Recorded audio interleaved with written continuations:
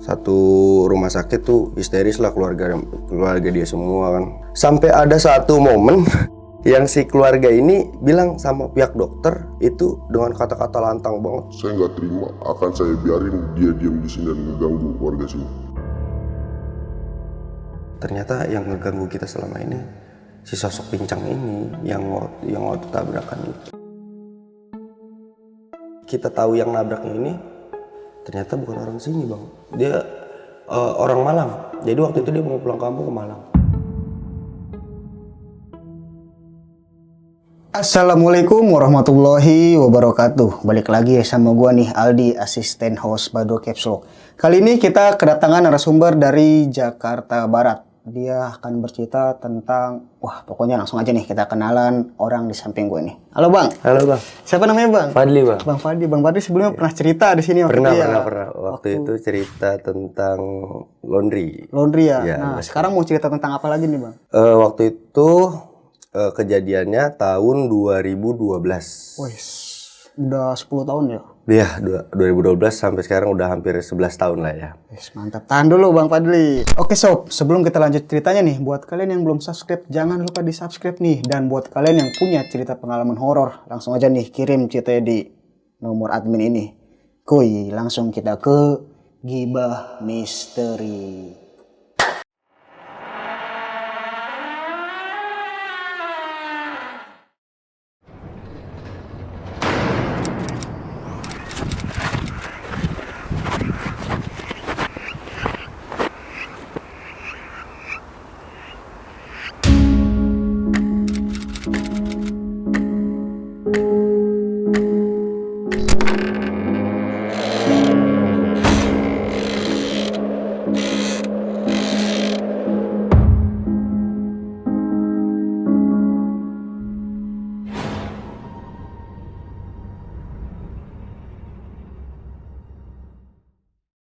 Oke Bang Fadli, gimana nih ceritanya?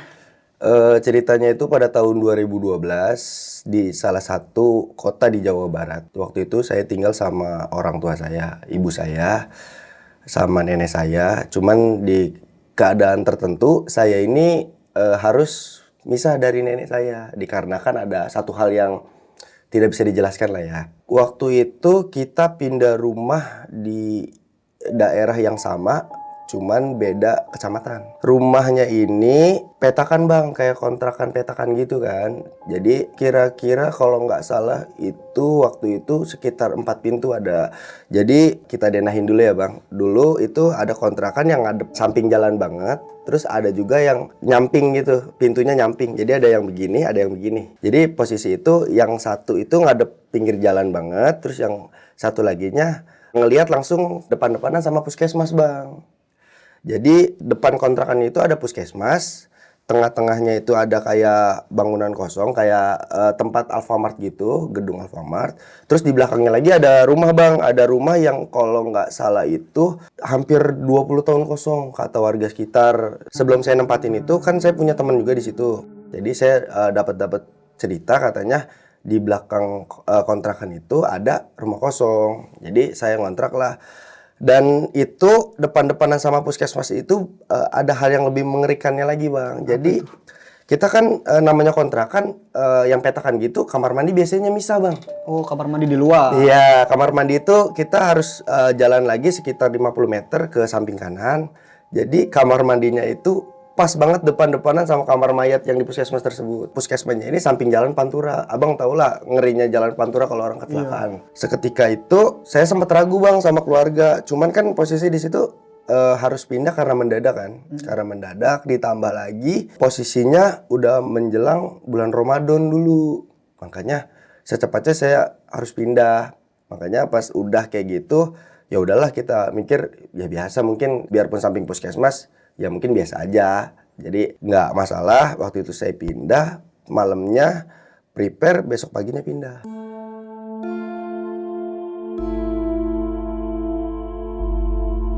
Pas udah pindah, di hari pertama kita pindah tuh, waktu itu belum ada yang ngontrakin bang. Jadi satu daerah itu kita doang dulu. Jadi dulu belum ada yang masuk. Dan kontrakan itu dibangun tahun 2008 sih kata ibu kontrakannya.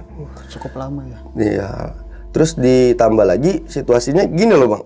kita pintu kontrakan itu depan puskesmas, terus depan-depanan sama IGD-nya bang, tempat yang biasanya orang kecelakaan dirawat di situ. Nah itu pas banget pinggir jalan kan. Setelah itu saya mikir bang, kemungkinan besar kita ngelihat kecelakaan kerja lah, kecelakaan kendaraan itu udah pasti ya. Mau kayak gimana pun bentuk kecelakaannya, mau gimana pun bentuk perwujudannya, entah itu yang masih komplit ataupun yang udah amit-amit yang udah nggak utuh ya. Setelah 1 minggu nempatin rumah itu, kita satu keluarga itu belum ngadain yang namanya selamatan. Oke, belum syukuran. Iya, pindah jadi rumah. pas namanya pindah rumah, jadi ada tradisi di sana tuh menolak bala dengan melakukan hal itu. Mungkin percaya nggak percaya bang ya, percaya nggak percaya, kita lupa buat ngadain itu. Setelah itu saya tuh bilang sama nyokap, mah kok di dalam panas banget ya hawanya. Harusnya kan yang panas itu kalau tengah hari bolong tuh di luar ya bang. Cuma ini di dalam rumah bang, lebih panas buat, biarpun ibaratnya kipas itu udah dinyalain tiga-tiganya, kok masih panas hawanya. Cuman pas keluar adem banget. Oh, malah di luar adem. Adem banget. Padahal itu panas. Dan di kontrakan kita tuh waktu genteng yang ngejulur ke depannya tuh sedikit. Jadi ngejulur ke depan sedikit. Jadi kalau kita duduk di terasnya aja itu udah panas. Jadi matahari udah nyorot ke muka gitu langsung. Kok hawanya panas banget ya. Terus nyokap cuma bilang gini, mungkin gara-gara genteng baru jadi panas kali ya. Ya udahlah. Tapi itu genteng kan, bukan seng gitu. Bukan, itu genteng bang. Genteng yang warna coklat tebal, bukan yang coklat yang biasa orang pakai ya. Yang apa sih? Yang klimis lah, yang licin gitu. Bagus lah pokoknya. Iya bagus, iya. Apa mungkin gara-gara itu ya? Cuman nggak ambil pusing, mungkin panasnya emang hawanya aja kali ya. Terus setelah itu kita belum ada gangguan bang. 10 hari kemudian itu ada orang kecelakaan kan. Itu kan udah masuk bulan Ramadan ya bang. Yang kita tadi sempat bilang, kita kan pindah sebelum bulan Ramadan. Pindah di bulan Ramadan bang. Waktu bulan Ramadan ini di depan rumah, depan kontrakan saya itu ada orang kecelakaan bang. Jadi orang mau nyebrang, yang sini posisi kenceng banget. Itu motor Harley Davidson tabrakan sama Jupiter MX. Cuman bedanya itu salah satu korban biarpun nggak meninggal, cuman si korban yang naik Jupiter MX ini masuk ke bagian ban si motor Harley itu segini. Kakinya? Iya. Jadi segini tuh gepeng. Jadi ini kesini utuh, kesini gepeng. Sini gepeng. Pertama kali ngeliat orang kecelakaan tuh gimana ya? Ngeliat orang gepeng kayak gitu. Itu diangkutnya aja bang, harus dilepasin dari ban si motor Harley Davidson itu. Oke, kudu dibongkar dulu. Iya, soalnya katanya kalau ditarik ke bawah putus karena tajam di bagian bawahnya tuh, tajam, makanya harus dibongkar dulu bannya. Bahkan sampai nunggu polisi aja itu si korban itu ngeringis kesakitan sekitar 3 jam bang. Biarpun itu tabrakan samping puskesmas banget. Jadi kita para warga tuh belum berani kalau belum ada pihak berwajib. Takutnya kan disangkanya nanti penyebabnya ya pokoknya jelek dah ke kitanya, jadinya ntar takutnya jadi tersangka lagi. Makanya didiemin dulu kan sampai polisi datang. Belum lagi lama lagi waktu ngebongkar itu motornya. Iya bener, motor gede lagi. Iya. Terus waktu udah lepas nggak lama si korban meninggal.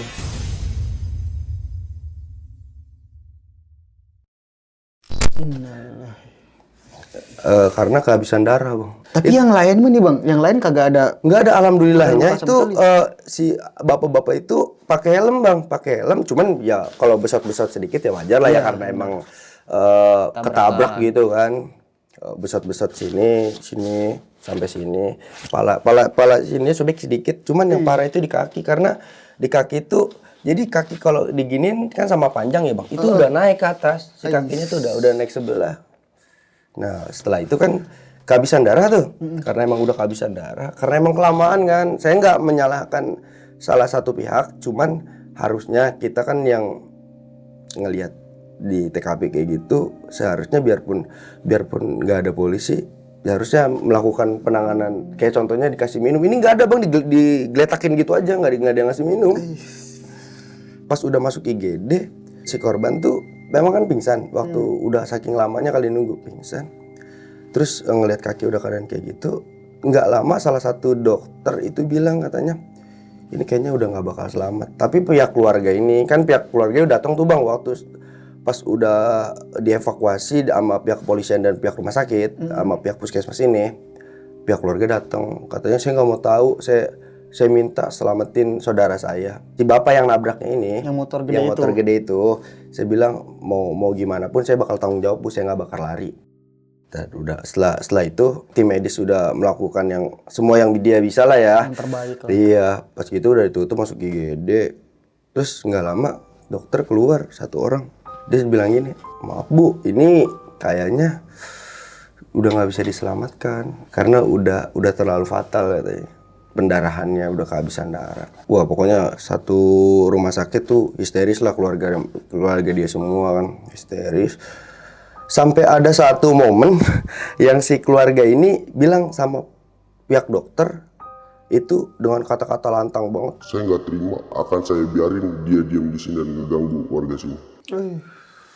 Dari pihak keluarga tuh. Iya bang, jadi pihak keluarganya tuh masih nggak terima karena denger katanya dia mau nikah. Ya itulah, jadi di kampung saya itu ada tradisi orang yang mau nikah itu jangan kebanyakan pergi-pergian, jangan kebanyakan main-main karena ada aja balaknya gitu bang. Ya kan, apalagi kita punya hajat besar gitu. Harusnya udah dipingit tuh dia. Iya, karena kata si pihak keluarga ini sebenarnya yang benar-benar syok itu dari si calon mempelai perempuannya. Udah pasti sih bang, ngerasa gimana gitu ya. Ya, nah dari situ denger ucapan kayak gitu, otomatis yang warga situ marah dong bang, katanya yang melakukan kan bukan warga sini bu, harusnya ibu jangan bilang kayak gitu. Iya benar. Ya kan kita warga sini kalau denger kata-kata kayak gitu, rasa takut di hati mah pasti ada bang. Iya. Terus pas udah kayak gitu berembuklah si keluarga korban sama tersangka ini kan, berembuk mereka tuh. Setelah jenazahnya itu kan selesai diambil tindakan lanjutan sama pihak rumah sakit kan sekitar jam 6:30 malam bang. Terus jam 10 malam dibawa. Cuman dia bilang gini pihak rumah sakitnya tuh, saya bersihin dulu ya bu, soalnya bagian kaki itu saya lurusin lagi belum normal katanya. Makanya pas masuk kamar mayat, pas kamar mayat itu dibuka, baunya bau sangit bang. Abang pernah nggak misalnya rumah udah lama nggak ditempatin, terus lemari abang dibuka bau sangit, kayak bau binatang yang udah lama kayak kebakar gitu, baunya sangit banget. Terus pas udah gitu saya ngintip sedikit kan, karena emang ya wajar lah, kita kepo. kan kepo biasa. Pas saya ngintip itu ada satu jenazah di pojok dan satu lagi jenazah di samping, kan letter L bang. Jadi si peletakan jenazahnya itu letter L, ada 2 jenazah tambah lagi masuk itu satu. Cuman yang bikin saya bingung bang, itu semua rata-rata yang ditinggalkan di situ itu jenazah yang tanpa nama dan itu nggak tahu identitasnya siapa. Masih belum dikubur gitu, masih ada di situ. Saya juga nggak tahu ya gimana, kenapa dan gimana gitu. Terus semenjak kejadian itu, hawa lingkungan rumah saya tuh, jadi anyep banget bang.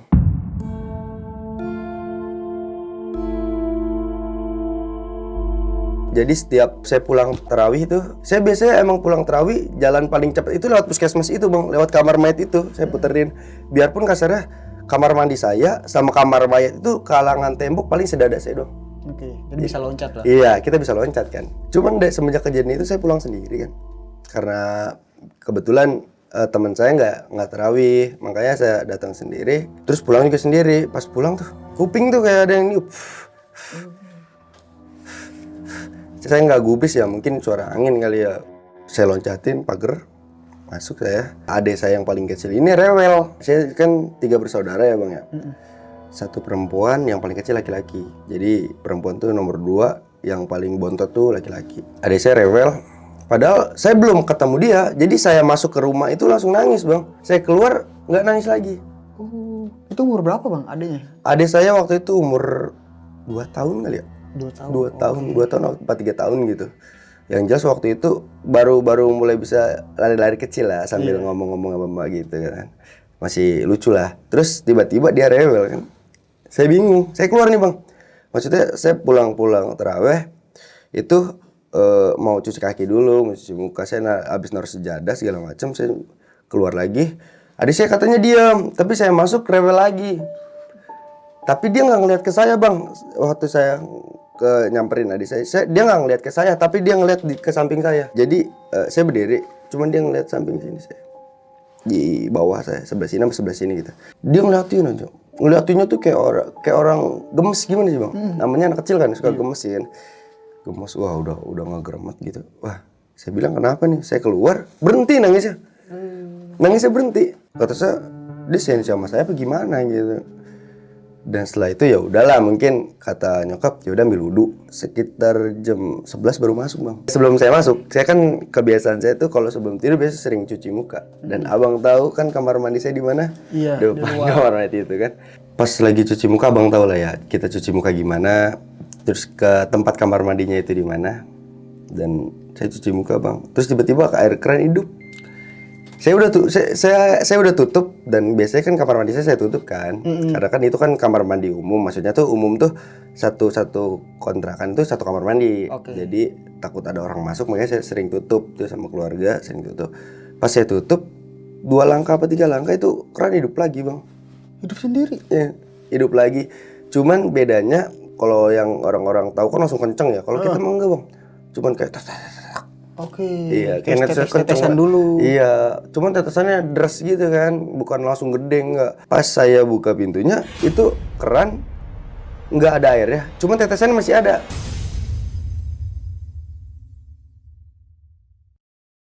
Saya bingung, saya sempat bengong kan. Kenapa ya? Ya udahlah, saya mungkin di situ masih awam tentang hal-hal itu ya. Saya tinggal masuk ke rumah. Terus pas saya udah masuk ke rumah, saya mikirkan yang tadi apa ya.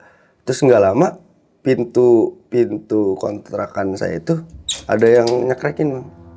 Cekrek. Dicekrekin kayak gitu, saya nggak berani lihat. Cuman tiba-tiba ada saya yang udah tidur pules nangis dengar suara itu. Cuman yang anehnya tuh orang tua saya nggak dengar. Saya sama adik saya yang cewek ini dengar, dan saya pun ngelihat itu engselnya tuh naik turun kan, nggak dengar. Pas adik saya cerita, dari tadi nggak ada suara apa-apa. Bener tadi ada suara itu, ada suara pintu orang mau masuk. Terus tiba-tiba ada yang nangis. Terus kata nyokap, ya udah bentar dicek nggak ada siapa-siapa. Terus si hordeng yang tadinya selon tiba-tiba kayak ada embusan angin dari dalam kontrakan kencang banget, push, kayak keluar gitu. Terus ade langsung tidur lagi. Di malam itu langsung tidur lagi, langsung dia sampai pagi tuh tidur dia. Tapi yang bikin saya aneh itu biasanya kalau angin itu kan itu kipas, ini hordeng, ini kipas ngebelakangin hordeng bang. Cuman ini embusan anginnya kayak ditabrak sama angin kipas gitu. Padahal kipas itu ngebelakangin, jadi nggak mungkin kipas. Iya, kan logikanya gini, kalau misalnya itu kipas depan-depanan sama hordeng, otomatis ketabrak angin wajar. Iya. Cuman ini nggak wajarnya tuh. Kipas ngebelakangin dia, tapi hembusan angin kayak ditabrak angin kipas gitu. Adik saya tuh sempet takut tuh bang, kenapa gitu. Terus setelah besoknya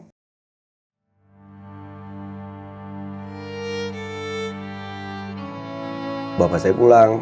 Bapak saya kan supir ya bang. Kebetulan dia biasanya kalau pulang dari narik mobil itu, maksudnya jalan kerja itu 1 hari kerja, 1 hari pulang, 1 hari kerja, 1 hari pulang gitu bang. Jadi selang-seling, enggak. Kadang bisa sampai 1 bulan nggak pulang, kadang bisa 1 bulan di rumah. Supir jadi antar kota kali itu? Iya, tapi bukan ini ya, bukan supir bis ya. Ini supir mobil-mobil Fuso gitu yang besar, yang muat-muat besar gitu. Gede banget itu. Iya, yang biasanya keluar kota gitu kan. Dia pulang ngelihat rumah, tiba-tiba kaget bang. Kamu siapa? Nunjuk. Dia belum assalamualaikum. Kamu siapa? Terus bapak saya ngeliatin, mending kamu keluar deh. Nunjuk abang itu? Iya, tadi nunjuk saya, cuman kata bapak saya sama yang di sebelah saya. Sama yang di sebelah saya. Cuman nunjuknya ekspresinya ke saya. Saya kira, bapak kenapa? Kok nyuruh saya keluar? Bukan kamu diem. Kamu yang keluar. Apa mau saya bawa? Akhirnya dia ngambil segelas air gitu kan, disedok dari ember, bacain surat-surat pendek gitu, terus disimpratin ke sampingan tubuh saya. Terus katanya dia udah nggak berani masuk. Bapak saya itu sensitif pak, bang. Bapak saya itu peka hal kayak gitu, dan iganya pun katanya renggang. Iga jarang. Iganya renggang. Terus pas saya tanya kenapa, nggak apa-apa. Dia nggak pernah mau nyeritain bang. Kalau setiap ngeliat apapun, tapi kita lihat interaksinya. Cuman si bapak tuh jarang cerita sama kita kenapa. Kata bokap tuh, percuma. Nanti ceritanya juga takut. Ya, dengan polosnya kan kita sering nanya, emang bentukannya kayak gimana sih? Dia bilang katanya, percuma diceritain, maksudnya digambarin juga, ntar juga takut. Oh ya udahlah, saya nggak gubris ya. Terus malam itu kan bapak ada di rumah kan ya? Pas posisi malam itu bapak ada di rumah dan saya pulang terawih lagi bang, biasalah aktivitas kita kan, iya Ramadan gitu kan. Pulang terawih, tiba-tiba saya nggak boleh masuk bang. Bapak saya tuh udah nunggu saya di luar, gak boleh masuk. Oh jadi kamu sering bawa-bawa dia? Gue kaget tuh. Bawa dia gimana? Ya ini tuh di samping kamu yang tadi bapak datang, yang bapak ngusir itu. Ya itu dia ada lagi. Kamu emang pulang lewat mana? Ditanya gitu. Ya itu biasa lewat depan kamar mayat, dia kan sambil polosnya gitu, sambil bawa sarung. Tiba-tiba bapak nanya, di dalam kamar mayat emang masih ada jenazah? Ditanya gitu. Nggak tahu deh, cuman kemarin terakhir lihat masih ada. Jadi orang yang nggak dikenal gitu, yang tanpa nama, tanpa identitas. Jenazahnya dibungkus kain kafan nggak? Dibungkus, dua-duanya dibungkus. Oh ya udah, berarti ini bukan. Katanya sih, kata bokap sih ya, kalau jenazah yang udah tertutup pakai kain kafan dan hidung sama mulutnya udah ditutup, katanya kemungkinan ngeganggunya kecil bang, dibanding jenazah yang masih dibiarin gitu aja. Katanya kan kadang ada pihak keluarga yang jenazahnya belum di kain kafanin, masih digeletakin sambil ngajiin gitu. Katanya sih masih bisa ngeganggu kalau kayak gitu, beda dibanding kalau di kain kafanin. Setelah dikasih tahu kayak gitu, bokap bilang dia suka sama kamu gara-gara kamu ngeliatin dia terus gitu. Sukanya tuh gara-gara waktu itu gue kepo banget tuh. Sumpah, gue kepo banget. Jadi waktu pas kejadian itu di puskesmas itu, dari awal dia diangkut di jalanan, yang waktu dia tergeletak gitu, sampai di puskesmas, sampai kamar mayat, saya ngeliat terus bang, saya ikutin terus. Terus saya ngeliat, saya ngintip ya, malum lah yang namanya orang kepo gitu bang ya. Ditambah lagi kan kita awam banget sama yang orang-orang kecelakaan kayak gitu. Iya. Kepo garis keras ya. Iya, wah. Jadi kalau setiap ada kecelakaan gitu, saya tuh orangnya takut. Cuman penasaran, itu dia. Sama sih bang, gue juga. Penasaran itu jadi bumerang buat diri kita sendiri. Udah setelah dari situ, sumpah bang, jalan tuh berasa berat sebelah. Kita tuh sebenarnya pas bapak bilang kayak gitu tuh, jalan berat sebelah. Dan nggak lama itu bapak bilang gini, kamu masih mau ikutin anak saya terus apa mau saya usir yang jauh? Kalau misalnya mau di sini ya udah nggak usah ngeganggu. Setelah dibilang kayak gitu, katanya dia masih ngeliatin, cuman ngejauh. Jadi dia ada di tempat IGD yang tadi gue bilang tempat korban-korban yang kecelakaan itu. Nah itu dia ada di situ, katanya di depan pintu kacanya. Nah dari situ gue awalnya nggak berani bang ke kamar mandi tuh, pasti minta anter. Soalnya kamar mandi samping kanannya rumah kosong yang 20 tahun nggak ditempatin. Depannya lagi itu kamar mayat. Coba. Dia apit tempat-tempat horor kamar iya, mandi ya. Makanya. Terus ada salah satu kamar mandi yang itu nggak pernah sama sekali kena sinar matahari bang. Ada salah satu kamar mandi. Jadi ke kontrakan ngejejer nih banyak set. Terus itu ada gang kecil yang misalnya buat cuman satu motor pas banget. Satu stang motor kan pas banget. Biarpun itu ada gang kecil, tapi di atasnya masih dikasih genteng bang. Jadi matahari nggak nembus. Terus pas saya masuk, ventilasi nggak ada. Jadi ada ventilasi angin, cuman nggak ngarah ke luar. Dia ngarahnya ke gang itu yang tadi gelap itu. Jadi ya gelap-gelapan aja gitu. Bahkan lampu 2 aja kurang menurut saya. Lampu depan kamar mandi sama dalam kamar mandi itu masih kurang. Setelah besokannya nih dapat omongan kan dari orang tua tuh, dari bapak kan. Kayak gitu. Pas gitu takut dan ke kamar mandi minta antar. Pokoknya jadi parno sendiri lah ya. Besokannya yang saya rasain makin aneh bang. Kok setiap saya pulang terawih itu bukan 1-2 lagi yang sering niup-niup kuping. Sampai ada satu pesan yang nggak tahu kita ini si korban atau jin korinnya, kita nggak tahu ya. Pas saya lewat, kan awalnya cuma tiupan angin biasa gitu. Terus pas saya lewat dari kamar mayat itu, saya dengar ada satu ucapan yang menurut saya nggak mungkin orang. Karena emang saya pulang dari terawih itu sendiri. Kebetulan di puskesmas itu sepi. Sebelum saya naik manjat pagar, saya dapat ucapan gini. Saya boleh nggak ikut kamu? Itu saya sampai nyuksuk bang, kaget. Waktu saya pas kayak gitu saya loncat, kaget. Pas loncat kayak gitu kepleset. Kebetulan waktu itu hujan, kepleset. Itu kalau nggak saya sampai ini saya nih benjol gede banget. Tapi itu sembuhnya lama gara-gara kejadian itu. Benjolnya tuh lama. Terus pas dapat ucapan kayak gitu sakit besokannya.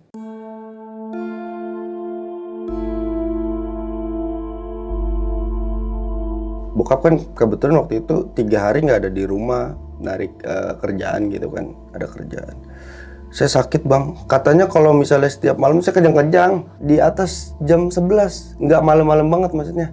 Di atas jam 11 itu saya sering kejang-kejang katanya bang, selama 3 atau 4 hari ke depan tuh saya sering kejang-kejang katanya. Jadi udah keringetan nih, muka saya merah bang, kayak kepiting gitu, kayak kepiting direbus itu merah banget. Terus tiba-tiba beruntus kayak cacar gitu kan, beruntus. Sampai orang tua saya tuh, ibu saya bilang sama nenek saya, "Mah, ini si Padli kenapa ya?" Kata nenek, "Ya udah, kamu sering-sering baca surat Yasin aja," dia bilang gitu. Oh ya udah, akhirnya nyokap sering ngaji gitu kan, sering ibadah, sholat juga jadi rajin banget gitu kan. Karena emang saya kalau udah kejang-kejang kayak gitu bang, kalau dipegangin malah makin berontak, justru didiemin aja gitu, diliatin aja. Terlama-lama juga ya udah. Setiap udah jam 11 nih, kumat. Itu jam 1 jam 2 udah. Jadi kayak seolah-olah kayak ada jamnya gitu. Ada satu momen waktu saya masih udah kejang-kejang, katanya kesurupan bang. Jadi kesurupannya gini. Dia cuman bilang, Tolong bantu saya dan jangan usir saya. nyokap bingung dong kenapa dan ini siapa. Di situ masih tanda tanya tuh kan, karena kita belum tahu ini siapa yang ngeganggu saya. Dan setelah saya sakit itu, sebelum saya sembuh, orang tua balik kan, bapak tuh balik. Dia bilang katanya, udah mungkin kalau kamu mau terawih jangan lewat situ, muter aja lebih jauh nggak apa-apa, yang penting nggak lewat situ katanya. Akhirnya saya masih takut awalnya bang, aduh terawih nggak ya, karena masih takut. Akhirnya pas udah diyakin sama bokap kayak gitu, dan bokap juga sesekali ikut kan kalau misal lagi di rumah ikut sholat, ikut lah tuh. Itu bapak sendiri yang ngalamin kejadiannya bang.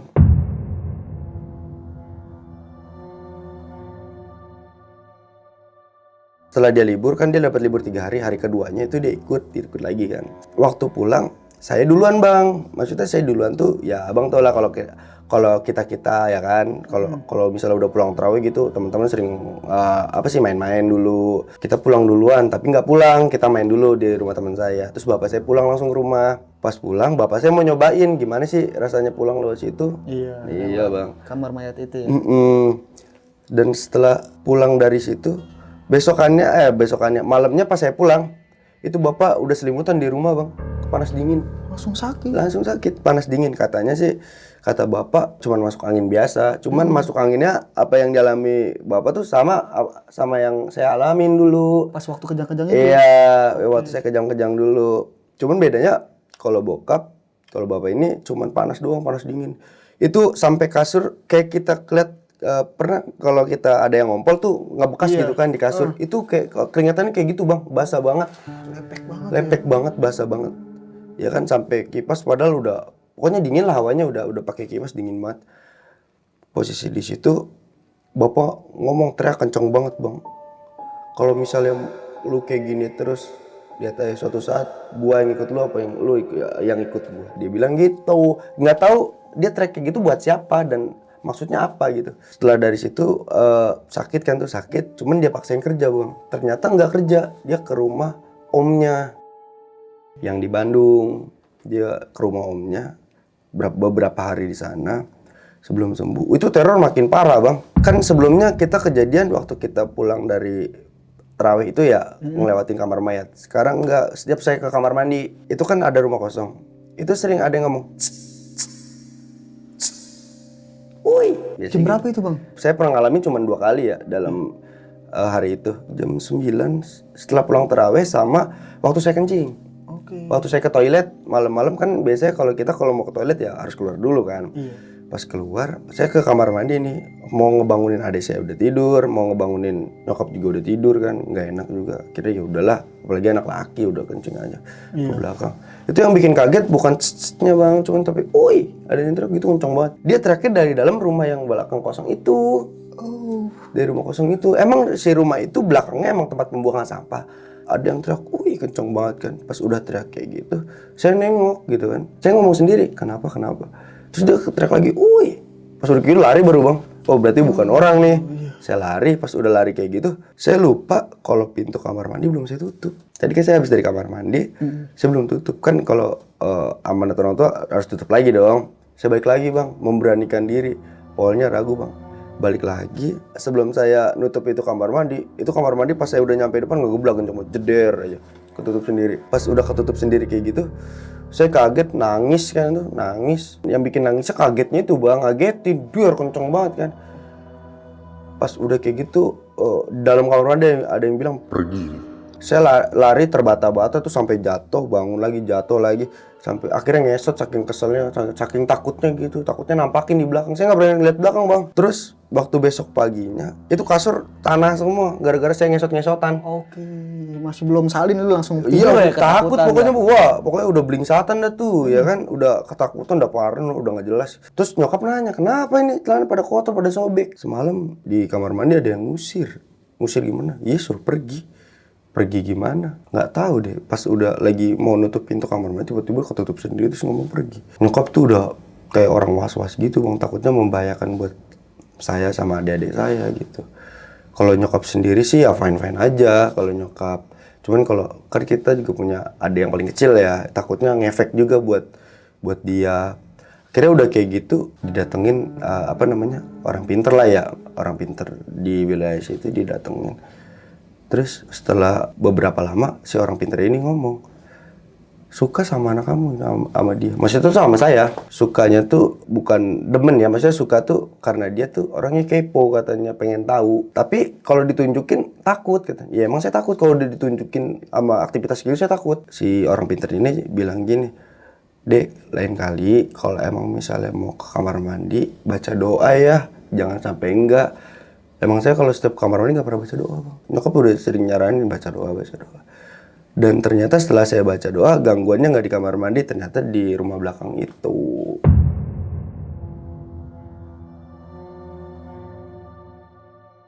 Jadi kita satu keluarga diganggu nih bang, kan bapak saya udah, adik saya yang cewek itu udah, yang bareng sama saya itu yang engsel pintu. Sekarang ibu saya waktu buang sampah, kalau ibu saya ditimpuk bukan pakai batu, pakai lenca, apa sih namanya tuh, lenca gitu kan, yang kayak buat lalapan gitu, Oke, iya, yang bulat-bulat tuh. bulat-bulat kecil gitu. Iya, ditimpuk pakai itu bang. Emang di belakang tuh banyak tanaman kayak gitu, cuman ditimpuk lagi buang sampah, belum beres ditimpuk. Aduh, nyokap daerah gitu kan.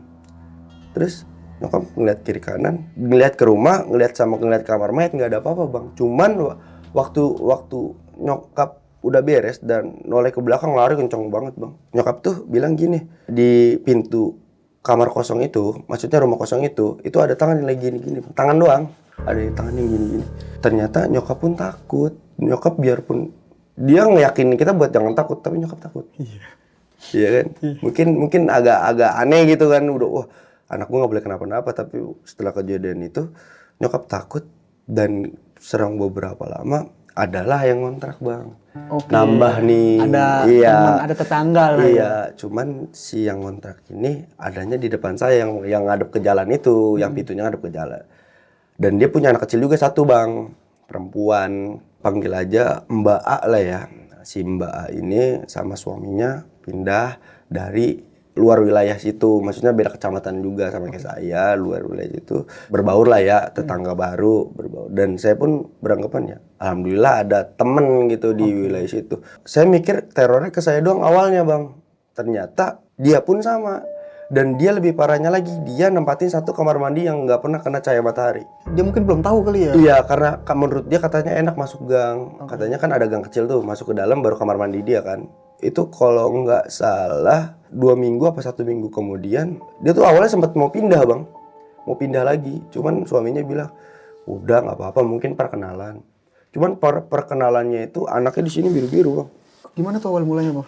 Oh katanya sih dengar dari nyokap sih, anaknya malamnya ini nangis mulu. Namanya anaknya sih yang diusap-usap gini ya bang ya. Nah pas diusap-usap kayak gini adu-aduan. Pas dilihat di sini biru. Terus pas birunya tuh bukan biru yang panjang-panjang nggak ya. Jadi bulat, rapi banget bulatnya tuh.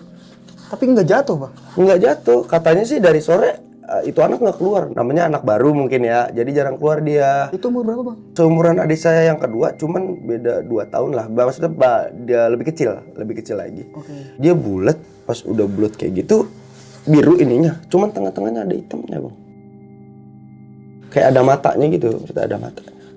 Dan setelah dari situ niat mau pindah, suami nggak memperbolehkan pindah karena emang baru aja pindah di sini, terus ditambah lagi kerjaan lebih dekat kata suaminya tuh. Dan dia pun nggak gubris lah, dibawa ke rumah sakit dan katanya memar biasa aja. Ternyata nggak cuman di situ, ada lagi yang lebih parahnya lagi. Anaknya lagi kata dia ya, kata kesaksian dia sendiri, itu anaknya lagi naik sepeda. Anak kecil kan sering naik sepeda, terus kakinya dinaikin ke atas gitu. Tapi itu sepeda jalan, kayak ada yang dorong. Oh, padahal nggak digoes. Nggak digoes bang, kakinya lagi naik kayak gitu. Jadi dia tuh pakai sepeda roda 3 ya kan, roda 3 kan kayak gitu, kalau nggak kita goes ya biarpun gitu paling maju mundur dikit. Itu kayak orang jalan bang. Dan nyokapnya itu kalau nggak salah sampai nendang itu sepeda sampai anaknya jatuh. Sumpah, anaknya jatuh kesungkur di depan kulkas itu, nggak nangis, cuman senyum, ngajak lagi dong. Saya bingung dong, lagi kenapa? Saya tanya lagi, emang lagi kenapa? Nggak tahu. Setelah saya tendang itu sepeda, dia minta lagi, naik lagi, cuman nggak ada interaksi lagi bang, nggak ada dorongan lagi. Sampai di situ, itu satu keluarga nggak ada yang keluar rumah sama sekali bang. Selama bulan puasa itu nggak ada. Paling keluar rumah beli makan itu pun suaminya, anaknya jarang. Anak sama istrinya itu jarang. Bahkan ke kamar mandi aja kalau siang. Mungkin kalau malam dia udah nggak pernah. Azan maghrib tuh udah nggak ada dia di dalam. Dan dari situ kelihatan kayak si ibunya tuh depresi gitu. Dan ketahuannya itu sampai bener-bener ngerasa oh ini ternyata yang ngeganggu kita selama ini si sosok pincang ini yang waktu tabrakan itu. Si sosok pincang ini.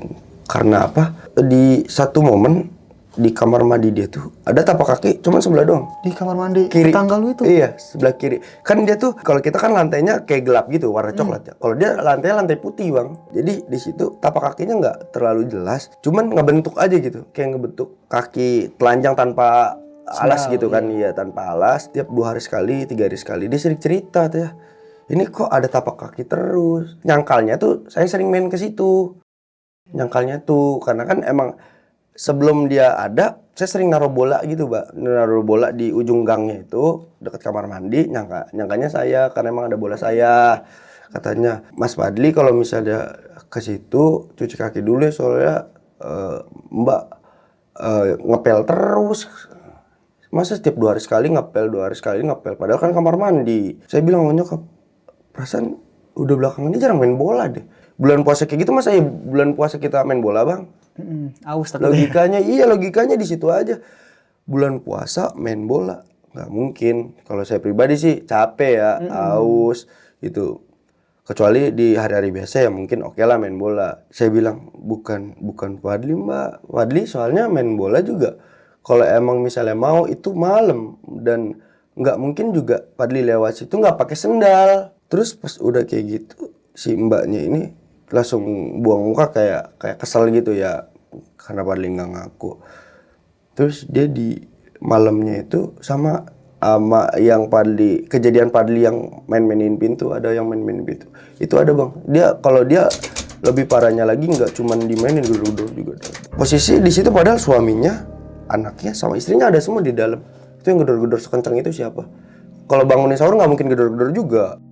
Ya kan, bangunin sahur nggak mungkin gitu. Tapi katanya kejadian jam 2. Terus ada suara cakaran dari pintu. Pintunya tuh kayak, kan kalau kita pintu yang biasa nih, yang biasa kan kayunya tebal kan.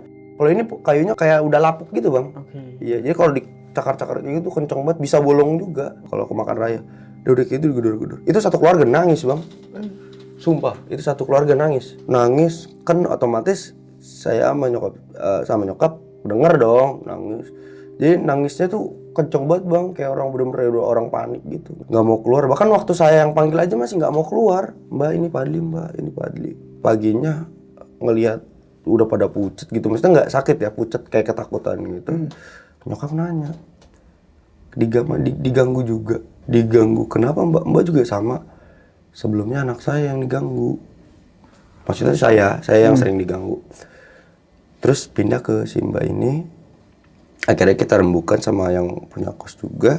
Coba tolong dicari tahu kenapa. Dia tuh manggil salah satu kayak ketua desa di daerah tersebut, dipanggil, dan ternyata ketua desa itu juga orang bisa lah ya, bukan orang awam, orang bisa.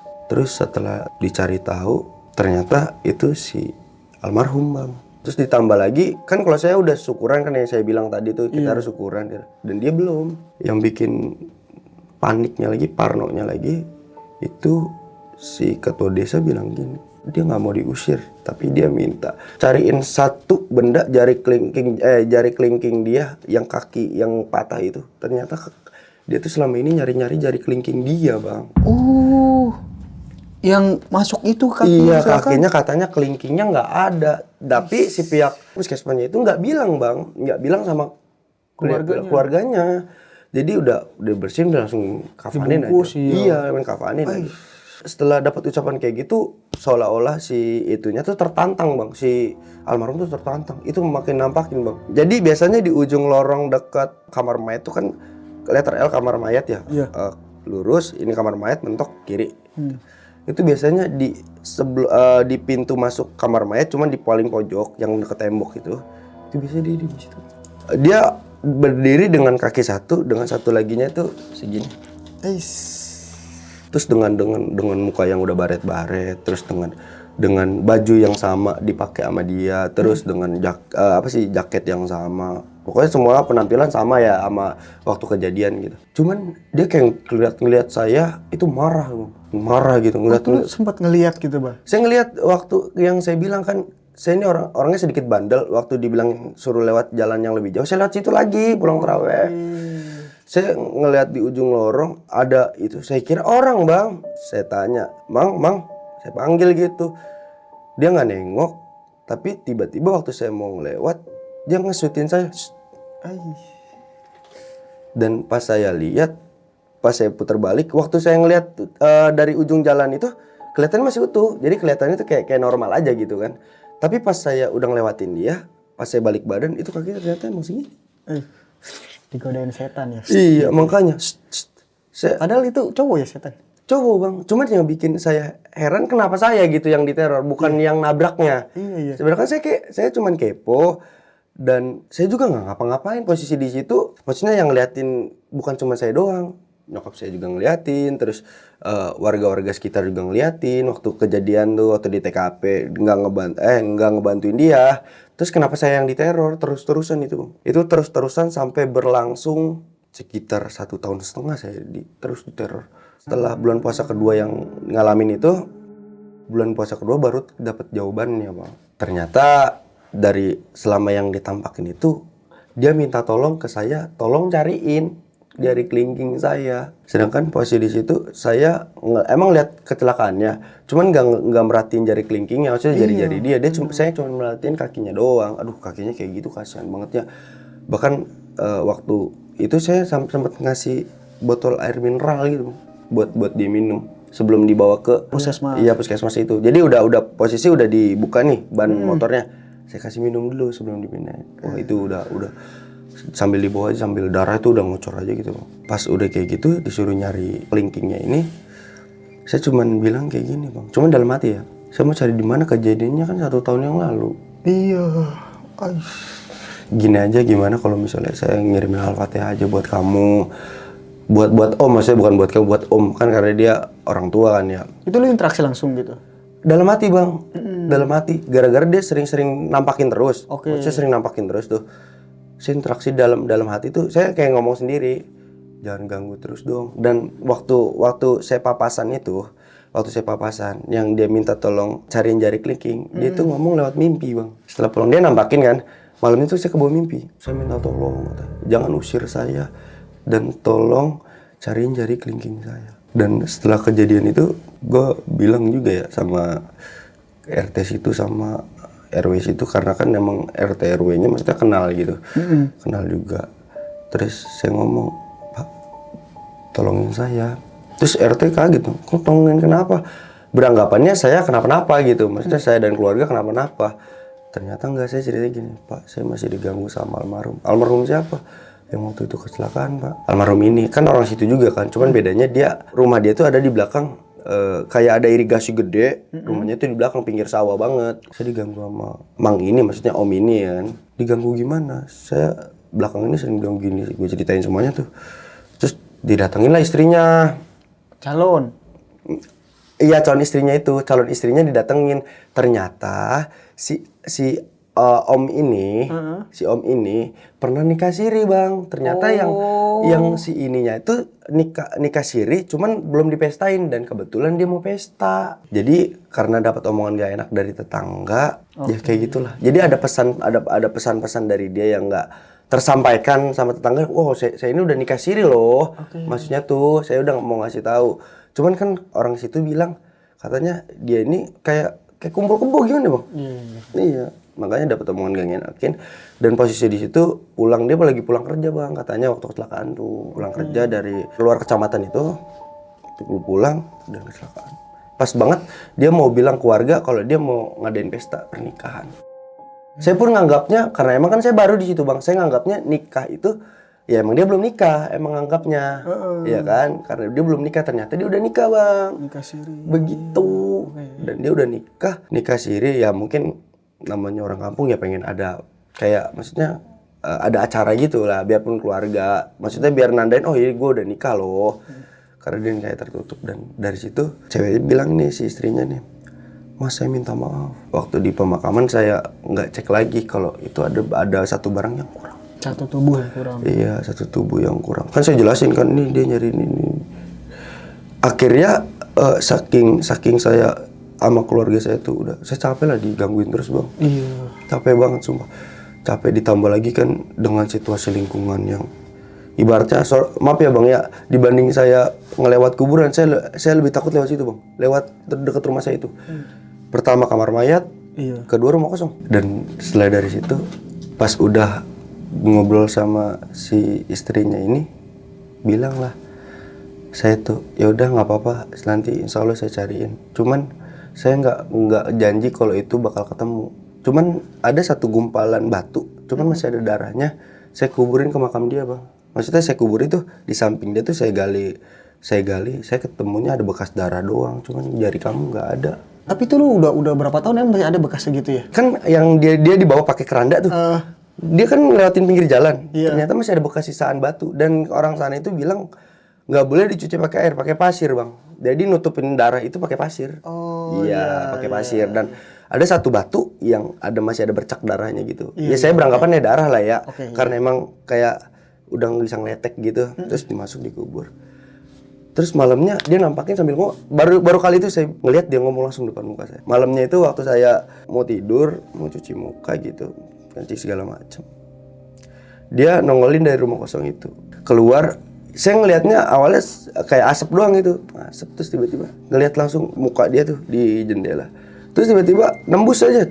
Cuman kayak orang apa sih namanya?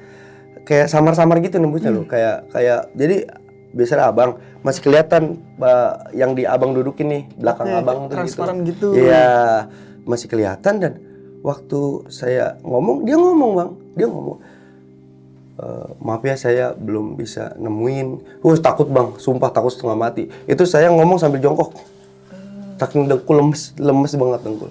Dengan kondisi dia kayak gitu. Cuman bedanya dia nggak nunjukin wajah yang marah. Dia nunjukin wajah senyum gitu.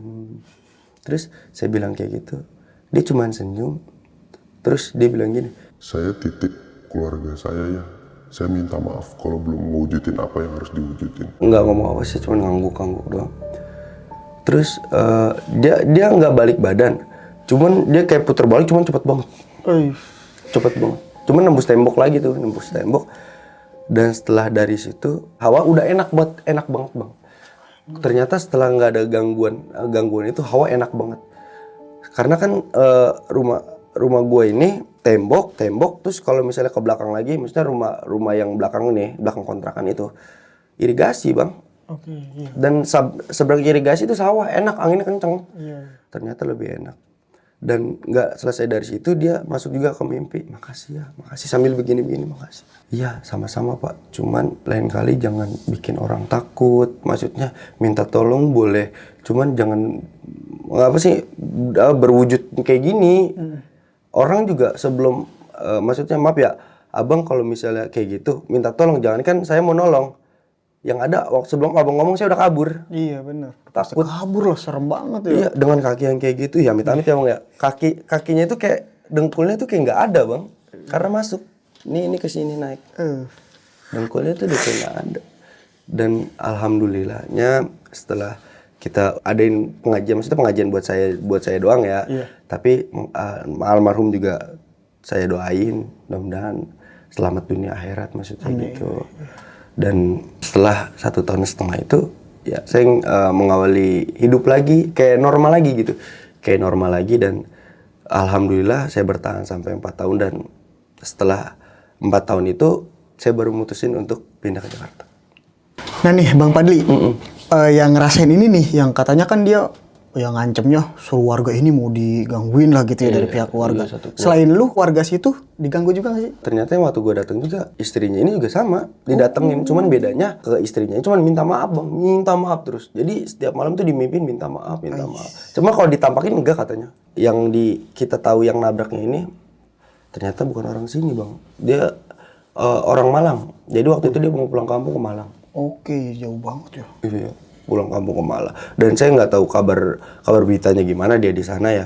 Cuman yang jelas yang saya tahu, kalau buat nampaknya maksudnya ke rumah-rumah enggak. Jadi kalau setiap orang yang lewat situ ada aja katanya.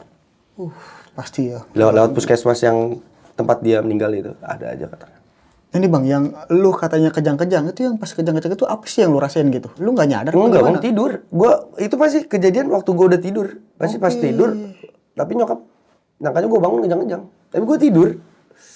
Pagi tuh gua normal, maksudnya tuh nggak kayak biasanya. Yang bikin saya kagetnya itu bang, kejang-kejang. Cuman kayak badan saya tuh kayak kata nyokap tuh kayak orang patah-patah. Gini-gini kejang-kejang kayak ayan gitu. Iya kayak ayan. Bener-bener kayak orang patah-patah. Serem. Bahkan sampai nyokap pun sebenarnya gue mau ngeri anak gue patah beneran tulangnya. Makanya dari situ pas udah kejang-kejang ya udahlah. Nyokap tuh sempet panik. Cuman ya alhamdulillah sampai sembuhnya lagi itu ada bokap gitu.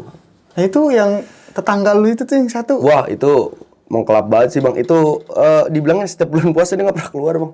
Oke. Berarti dia juga sama diganggu terus tuh. Katanya sih begitu. Nyokap sih bilang kayak gitu. Cuman yang saya salutin itu, dia anaknya ini keganggu cuman waktu itu sekali, yang waktu biru itu kan, satu. Cuman setelah itu anaknya nggak diganggu. Cuman bener-bener satu keluarga diganggu. Jadi bener-bener satu keluarga dengan satu rumah. Gua nggak denger bang, cuman kata si tetangga gue ini kenceng banget katanya gendornya. Iya. Gua nggak denger. Cuman gue denger dia nangis. Jadi lu nyamperin tuh. Iya, pertama nyokap nyamperin katanya ada yang nangis. Cuman nih nangisnya selang-seling bapak-bapak sama ibu-ibu.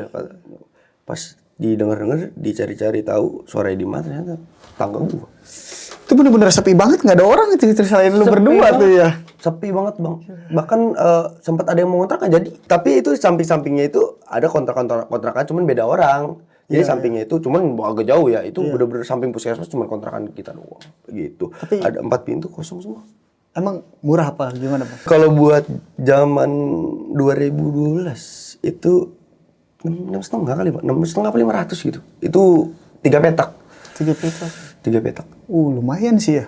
Iya. Soalnya kota masuk ya. Masuk ke kota. Harusnya sih ya udah masuk 700-an mungkin zaman dulu. Kalau sekarang udah 1 juta lebih ya. Iya, kalau kata nyokap sih di sekitaran itu rata-rata 800 bang. Iya sih. Apalagi segitu. 3 petak, terus petaknya benar-benar dipetakin tembok, nggak kayak orang-orang kan ada yang dipetakin cuma pakai triplek kan. Ini benar-benar tembok-tembok aja gitu dan lumayan luas lah ya. Dan bingungnya lagi, ya udah saya juga nggak ambil pusing, saya ambil. Nyokap gitu.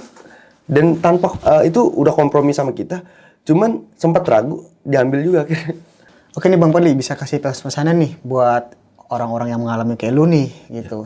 Pesan-pesannya sih bukan cuman buat perorangan tapi buat per kelompok juga, maksudnya kan kita berwarga negara gitu kan. Kalau ngeliat orang kecelakaan kayak gitu, pertama biarpun nggak ada pihak berwajib ya seenggaknya kasih minum lah, maksudnya kasih pertolongan pertama lu. biarpun kita nggak nyentuh dia, emang kalau nyentuh dia takutnya kenapa-napa. Iya. Cuman ya seenggaknya kita kasih minum, jangan kayak dia juga kan manusia bang. Oke, benar. Ya memanusiakan manusia itu bener adanya lah. Oke sob, mungkin cukup sekian cerita yang dialami oleh Mas Fadli ini ya. Tapi benar ya kata Mas Fadli ini, memanusiakan manusia. Kalau ada yang kecelakaan ya minimal kita cari pertolongan pertama lah. Jangan sampai dibiarkan begitu. Apalagi nih divideoin. Sekarang kan yang menjamanan orang kecelakaan divideoin, viral. Aduh, janganlah kalau bisa ya. Ya bisa kita ambil segi positifnya, buang jauh-jauh negatifnya. Kurang lebihnya mohon maaf. Wabillahi taufiq wal hidayah. Wassalamualaikum warahmatullahi wabarakatuh. Thank you ya bang. Oke, puasa bang? Alhamdulillah puasa. So, udah jebol berapa kali ya? Alhamdulillah, cakep bang. Harus full ya bang? Full. Oke, mantap. Oke, dadah.